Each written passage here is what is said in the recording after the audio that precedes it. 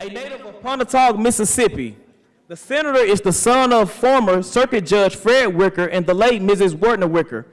He was educated in the public schools of Pontotoc and received his Bachelor's of Arts and Law degrees from the University of Mississippi. Senator Wicker is a member of the First Baptist Church of Tupelo, where he sings in the choir. Senator Wicker is married to the former Gail Long of Tupelo. They have 3 children, Margaret and son-in-law Manning McPhillips, Caroline and son-in-law Kirk Sims, and son McDaniel Wicker and his wife Kelly, and 4 grandchildren, Caroline, Henry, Mary Beth McPhillips, and Evelyn Sims. Senator Roger Wicker has represented Mississippi in the United States Senate since December 2007. During his time in the Senate, Senator Wicker has championed pro-growth policies to create jobs and has worked to reduce spending, limit federal overreach, and maintain a strong national defense. He is a member of the Senate Republican leadership team, serving as chairman of the National Republican Senatorial Committee. Let's give a warm Boys State welcome to my boss and our Senator, Roger Wicker.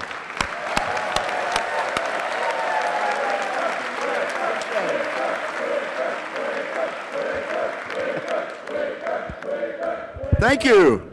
Thank you. Now I'm going to, okay, this thing works. Okay, I'm what's standing between you and Catfish, is that right? Okay, good, all right. Well, and tomorrow you leave, what time do you leave tomorrow? Okay, and you still got some business to do. But maybe I'm your last speech, is that right? Okay. And you've heard some good speeches? Well, so maybe this will be a little different. But let me just say this. I'm going to need some participation. And Mr. Guyton, sometimes when I ask for volunteers, it's almost like we're going to pounce. So, oh, no, we don't need them now. Yeah, we're good. Yeah. But these are volunteers, okay? We can maybe get a few others, and we'll do some. Be careful what you're volunteering for. This was going to be a push-up contest. Is that okay? But look, it's great to be here, and let me make a point or two. I'm glad to be an alumnus of Boys State. And I know 1968 sounds like a long time ago, but maybe not to some of these Legionnaires, but it sounds like a long time ago. I was a delegate to American Legion Boys State in Raymond, Mississippi, at Hines Community College, Hines Junior College at the time. Back in 1968, Lyndon B. Johnson was President of the United States, and we were having a fierce campaign for President of the United States at that particular point, and actually a very poignant moment happened, very serious moment. My counselor came in and woke us up on one particular Wednesday morning and said, Senator Kennedy was shot last night. Senator Kennedy was Robert Kennedy, the brother of President John F. Kennedy, and he was running for president and had just won the California primary, and was shot in his hotel right after the victory speech. And so we dealt with that very serious moment, and he lingered for a day or so and then died. But that was a very serious reminder of how some people take things go way beyond what's acceptable. And Sirhan, a dissident over the Middle East issue, somehow had a bone to pick with Senator Kennedy. And after he had won that primary on that Tuesday night in California, he was shot dead by Sirhan. But I'll tell you, the thing I remember most about Boys State is the friends I made. And I hope that's one thing you'll take away, is that you have met a lot of great guys. And I will tell you, 2 years from now, you'll be in college somewhere, and somebody will come up to you and say, I'm so-and-so, and I went to American Legion Boys State with you. And you'll say, yes, absolutely. And it is absolutely, it happens to me still 48 years later. Somebody will come up to me and say, I'm so-and-so, and I went to Boys State with you back in 1968. So you hold on to these friends. You were chosen to come here because of your accomplishments.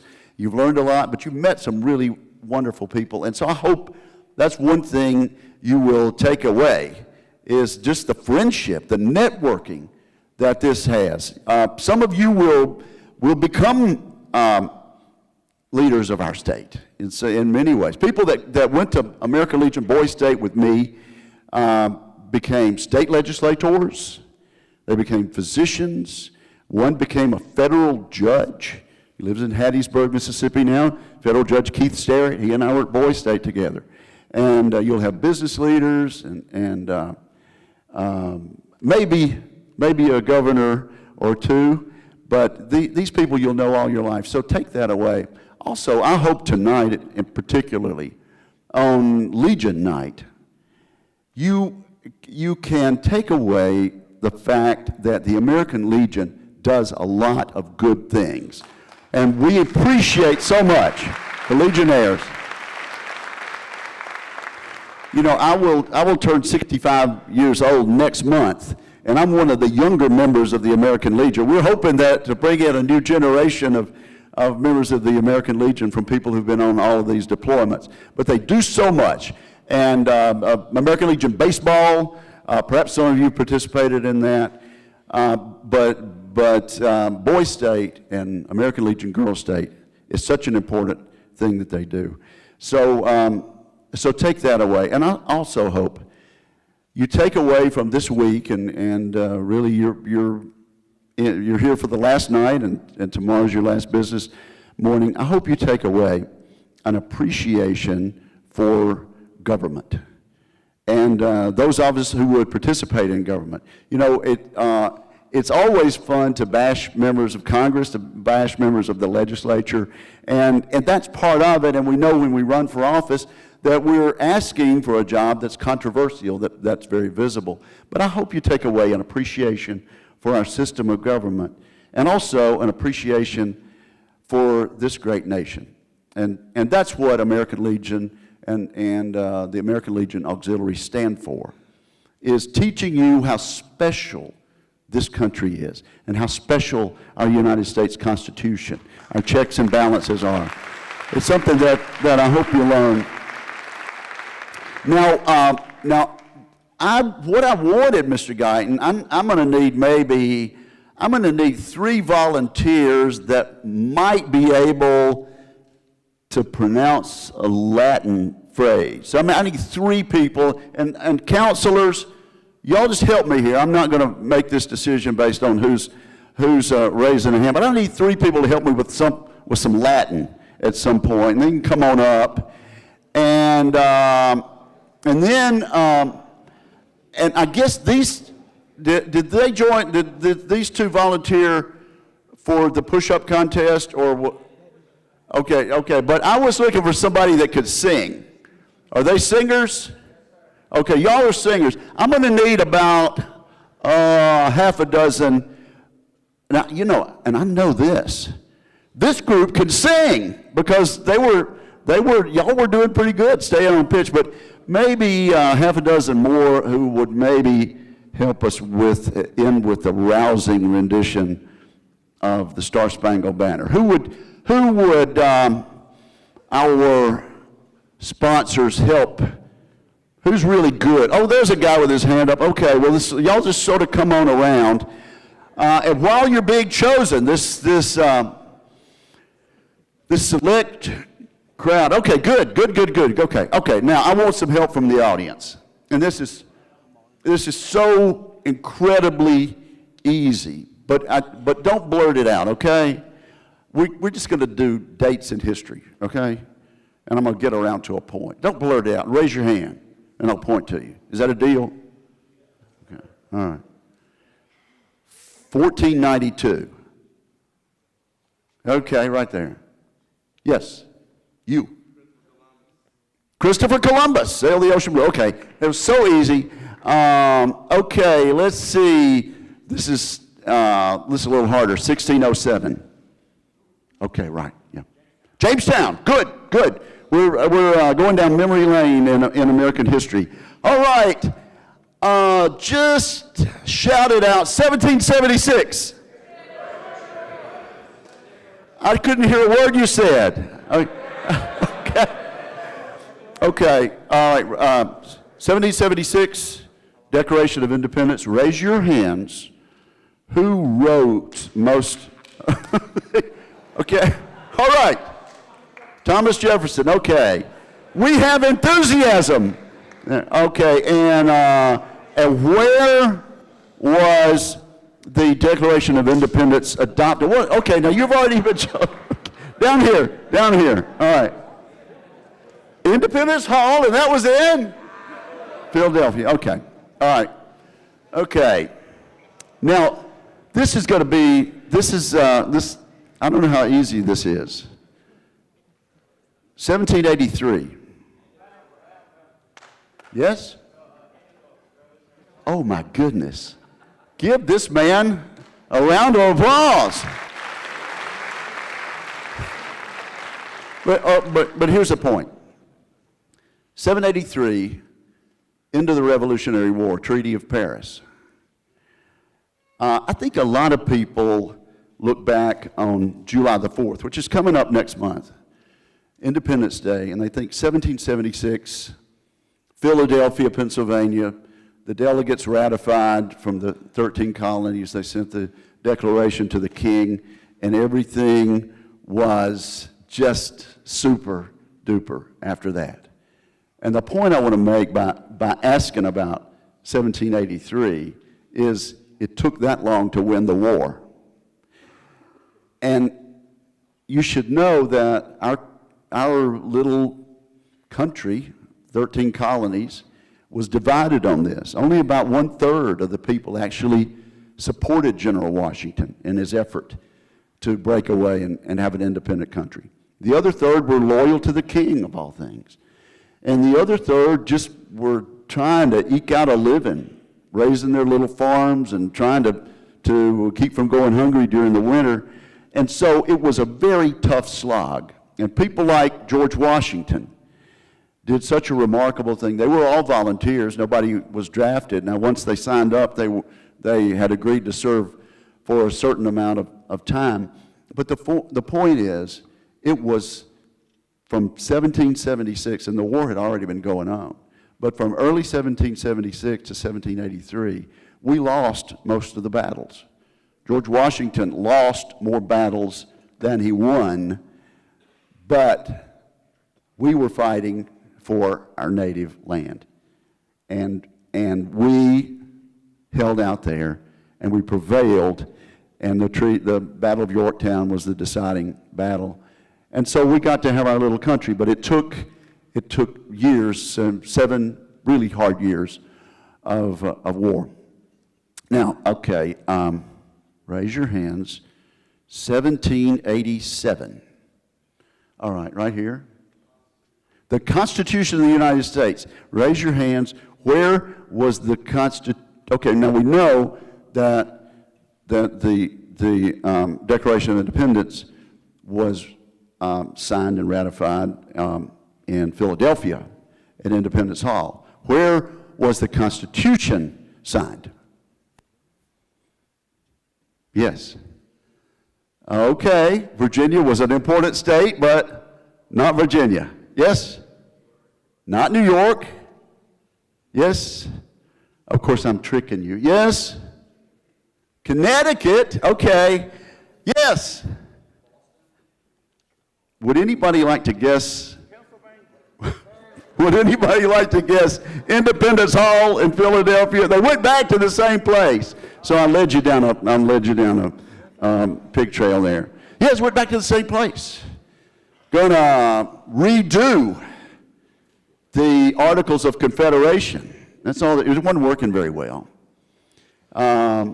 Although they got a few things done under the Articles of Confederation, including the Northwest Ordinance, which allowed states like Ohio and places like that to come into the Union. But yeah, went back to Philadelphia, and they passed the Constitution.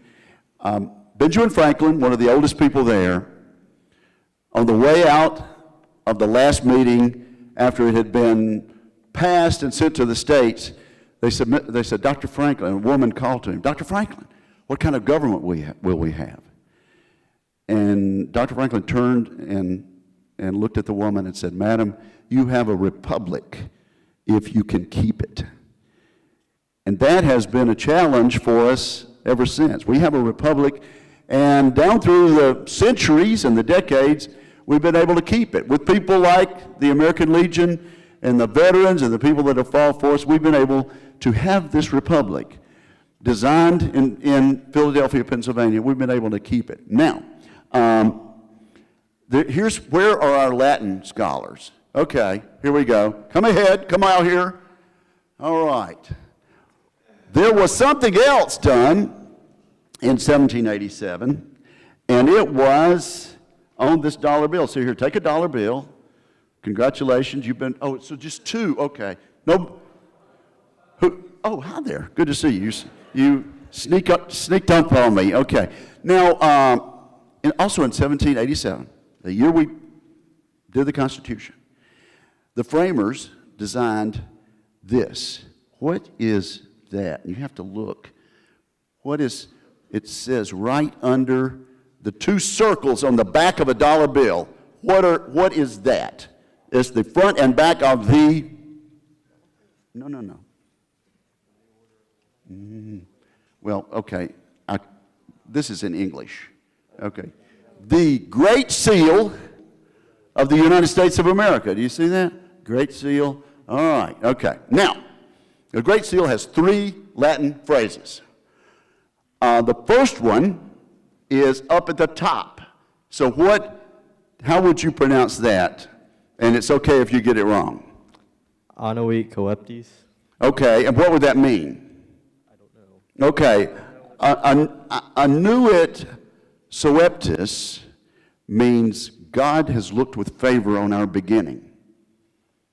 The framers of the Constitution, the guys at Independence Hall, they got together, they designed a great seal, and they said, He's looked with favor on our beginning. Annuit coeptis. So you stand right there. Okay. Then over here, you see this eagle? Oh my goodness. Can you see with the banner that the eagle is carrying? Okay, can you read that? If I may. A pluribus innuum. Otherwise pronounced E pluribus unum. Okay, so what does that mean? You know what that means? Okay, anybody want to, who hasn't been called on? Have you been called on? Okay, what does it mean? Out of many, one. Have we always done that perfectly in the United States? But you know what? We do it better than anybody else. I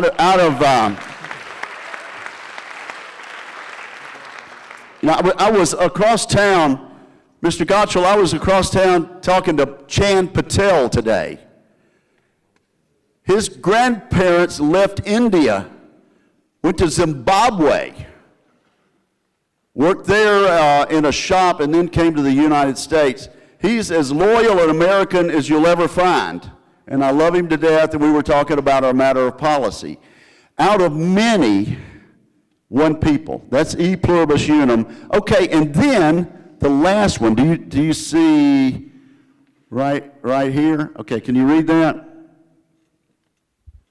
Novus Ordo Seclorum. Okay, do you have any idea what that means? No. Okay. Well, oh, you do? Okay. A real chance for redemption, wouldn't you say? Yeah. All right. New order of the world. The new order of the world, okay, and I like that, yeah. It's a new order of the age, new order of, the whole secular world. Here's the point. 1787, we'd just broken free. We had implemented a new form of government. And we only had a few million people clinging to the eastern seaboard of North America. Real question about whether we were going to make it. And they thought enough of this new Constitution, this House and Senate with divided powers, the three branches, judicial, legislative, and executive. They thought enough of this, and the idea of representative government, that they said, we are the new order of the age. We're the new order. Guess how many constitutional republics existed at the time? One, and that was us. But, were they right? It turned out they were right. These folks in Philadelphia, Pennsylvania, 1787, it turns out they were right, and they designed something that became the new order of the world, the new order of the age. So look, folks, thank you. Now, do you think they should be able to keep the $1 bills? No, okay. Okay, just here. Do you think they should give them to the American Legion? Okay, I think so. Okay, who will accept the donations to the American Legion? Mr. Goza, will you accept those donations? Let's give a hand to our three Latin scholars. One more date. One more date, and then I'm gonna surrender the podium, and y'all can do catfish. Here's a series. Thank you, gentlemen. Thank you very much. Another round of applause for our Latin scholars. 1812 to 1815. Raise your hands. The War of 1812. The treaty was signed in 1814, and we had another battle in 1815. We just didn't, what was the battle? Yes. The Battle of New Orleans was fought after the treaty was signed. They just, we didn't get tweets and text messages. And so, okay, War of 1812. There's a guy that's negotiating a prisoner release.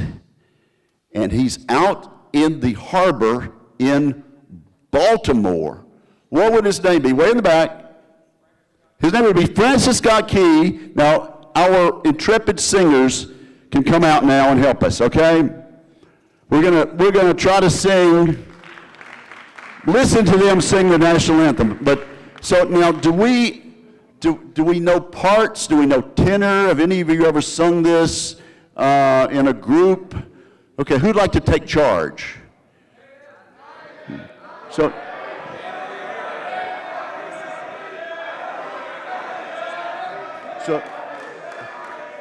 okay, so do we need to pull them together? I mean, a little, who's going to sing lead? Who's going to sing bass? Okay. See, this is when I'm afraid the delegates are going to pounce. But y'all aren't going to pounce, are you? Okay. We're going to be calm. Now, this is going to be good. Okay, here's the point. Let me make the point, and then we'll sing. And of course, when we sing, and not until, we'll stand and we'll put our hands over our hearts. What was going on in addition to the prisoner swap in Baltimore Harbor at Fort McHenry? Yes, sir. What was going on? There was a battle of Fort McHenry. And Francis Scott Key was writing about the battle. And frankly, he didn't know how it would go. But how would he be able to tell if we won the battle or lost the battle? Yes, sir, third row. If the flag was still there. Okay, so he starts off with some sort of 18th century type language. And he starts our national anthem. Of course, he didn't know he was writing a national anthem. But he starts the song with a question. So I don't know if you've ever thought about this. Have any of you ever thought of this? Our national anthem starts with a question. Oh, say, can you see by the dawn's early light that thing that was so proudly waving, which last night was so proudly waving, and The reason he's asking that is what's going on? What's he seeing? What's he hearing? He's hearing the rockets, the bombs bursting. And so he asked the question. And what does the song tell us? The song tells us that the next morning the flag was still there. And so our little country got a chance to, we not only won our independence, but here come the British wanting us back, and we knew that we had won the battle and would probably win the war. And the flag was still there. And then Francis Scott Key ends the verse with another question. And what is that question? Somebody help me. Raise your hand. What's the question? Yes, sir, right here, fourth row. Right. Does it still wave? And I think it's a question that he asked to future generations. He might have been asking that question to Mississippi Boy State in 2016. Does the flag still wave in America in 2016? Or the land of the free and the home of the brave? So it begins with a question and ends with a question. And we are now going to tune it up, and we're going to all stand, place our hands over our heart, face the American flag, and listen to these gentlemen sing our national anthem.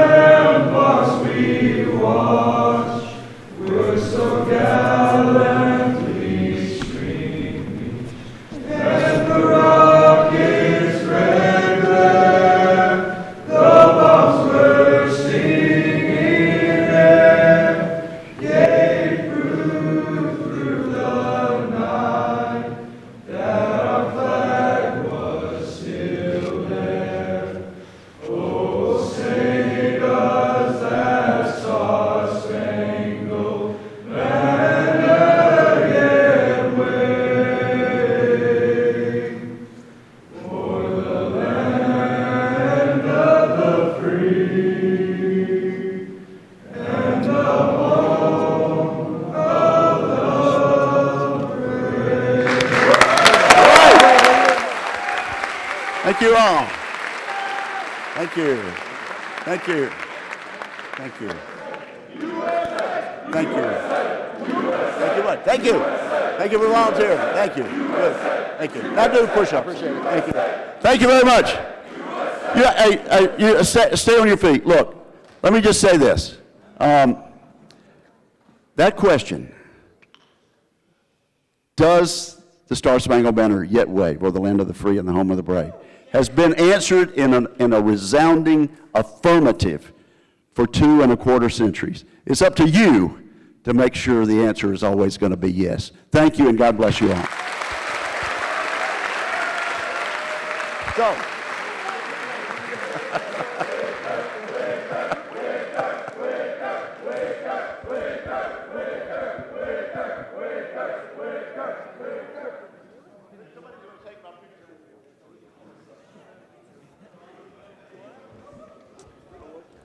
Senator Wicker, on the behalf of the city of Wicker and all of Boise State, we would like you to present you with this token of our appreciation. well, thank you very much. Appreciate it. Thank you.